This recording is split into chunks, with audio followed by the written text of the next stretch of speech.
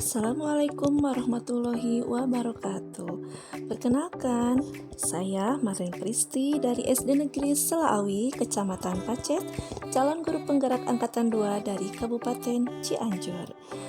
Kali ini akan memaparkan mengenai kesimpulan dan refleksi pemikiran Ki Hajar Dewantara. Yang pertama, apa yang saya percaya tentang murid dan pembelajaran di kelas sebelum saya mempelajari modul 1.1? Yang pertama, belajar sebagai suatu paksaan. Yang kedua, pembelajaran berpusat pada guru. Ketiga, pendidikan hanya menekankan pada pengembangan daya cipta dan kurang memperhatikan pengembangan olah rasa dan karsa.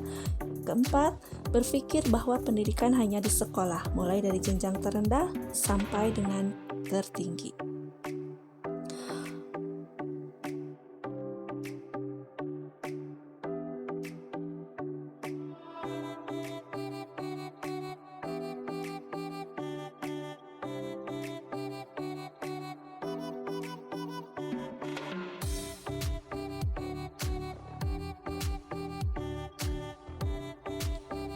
Yang kedua, apa yang berubah dari pemikiran atau perilaku saya setelah mempelajari modul ini?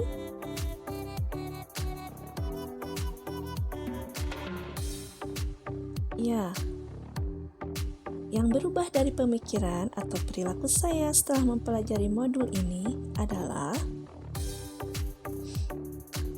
yang pertama adalah bahwa mengembangkan potensi peserta didik, pelaksanaannya bertolak dari upaya mengembangkan kesadaran, bukan berdasarkan paksaan yang bersifat hukuman. Pendidikan pada dasarnya adalah proses mengasuh anak-anak untuk bertumbuh dan berkembang dalam potensi-potensi diri. Dalam rangka itu, guru tidak menggunakan metode paksaan, tapi memberi pemahaman sehingga anak mengerti dan memahami yang terbaik bagi dirinya dan lingkungan sosialnya. Yang ketiga adalah tuntutan dalam hidup tumbuhnya anak-anak.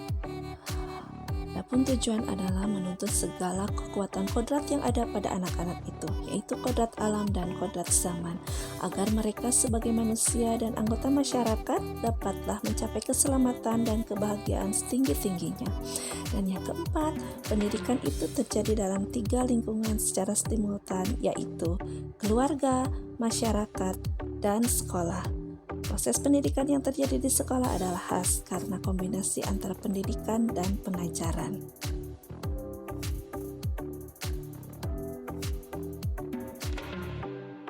Selanjutnya, yang ketiga, apa yang bisa segera saya terapkan lebih baik agar kelas saya mencerminkan pemikiran Ki Hajar Dewantara? Yang pertama, berpedoman pada 3 semboyan pendidikan menurut Ki Hajar Dewantara, yaitu Tuturi Handayani. Dari belakang, seorang guru harus bisa memberikan dorongan dan arahan. Ing madya mangun karsa, di tengah atau di antara murid, guru harus menciptakan prakarsa dan ide. Dan yang ketiga, ing ngarsa sengtulodo, itu di depan, seorang pendidik harus memberi teladan atau contoh tindakan yang baik. Kegiatan yang akan dilakukan agar proses pembelajaran yang mencerminkan pemikiran Ki Hajar Dewantara dapat terwujud adalah menerapkan merdeka belajar yang berorientasi pada siswa melalui pendekatan pendidikan yang holistik, yaitu pendidikan untuk membangun tumbuh kembang peserta didik dengan mengembangkan seluruh potensi yang ada pada diri peserta didik secara seimbang, sehingga terbentuklah pelajar Pancasila, yaitu pelajar yang bertakwa kepada Tuhan Yang Maha Esa dan berakhlak mulia. Contoh kegiatan pembiasaan doa sebelum belajar, melafalkan Asmaul Husna sebelum belajar, lalu kegiatan sedekah Jumat.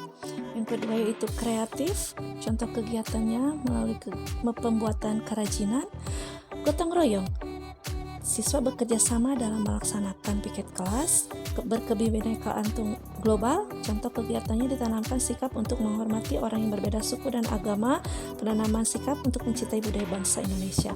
Kemudian bernalar kritis, contoh kegiatannya diberi stimulus untuk bertanya, dan mandiri, contoh kegiatannya kelas 1 hanya diberi waktu 3 hari untuk ditemani orang tuanya di sekolah. Selebihnya orang tuanya mengantar sampai depan sekolah. Demikian paparan mengenai kesimpulan dan refleksi pemikiran Ki Hajar Dewantara yang bisa saya sampaikan. Terima kasih. Wassalamualaikum warahmatullahi wabarakatuh.